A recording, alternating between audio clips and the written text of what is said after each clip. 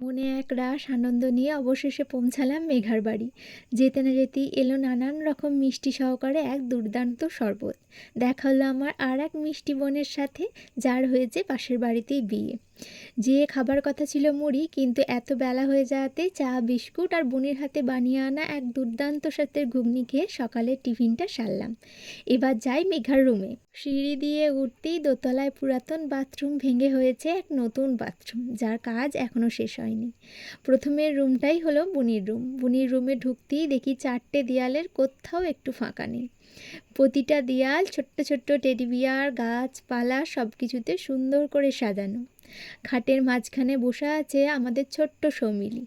তাকে জিজ্ঞাসা করাতে কেমন আছিস বলাতে সে ক্যামেরা দেখে আগে বলে দিল হাই। তারপর বুনি একটা কাপড় দিয়ে যেতে আমি কাপড়টা চেঞ্জ করলাম। বেশ খানিকক্ষণ কথা বলার পর গেলাম খেতে। খাবারে করেছিল নানান রকমের পদ: শাক ভাজা, বেগুন ভাজা, পটল ভাজা, মাংস, ডাল, পোস্ত, চাটনি, দই, পায়েস, মিষ্টি, অনেক কিছু। সারা দুপুর বেশ খানিকক্ষণ গল্প করে ঘুমিয়ে বিকেলে উঠে চা খেয়ে বেরালাম বেড়াতে। সারা বিকাল বেরিয়ে বাড়ি ফেরার সময় নিয়ে এলাম তাদের পাড়াতেই ভাজা গরম গরম চপ, সিঙ্গাড়া, মিষ্টি।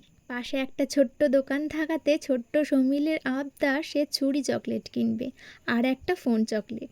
সেখান থেকে বেশ কিছু চকলেট চিপস কিনে নিয়ে ফিরলাম বাড়ি। সারা বিকাল বেরিয়ে সন্ধ্যের বাড়ি ফেরার সময় দেখলাম গ্রামের প্রতিটি ছোট ছোট মন্দির ধূপ, প্রদীপ, মোমবাতি এবং সুন্দর আলোয় সেজে উঠেছে।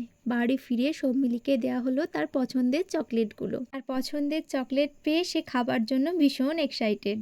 বেশ অনেকক্ষণ ধরে সে বোঝালো এটা আইফোন, এটা দিয়ে কি কি হয় আর এই চকলেটের ফ্লেভার।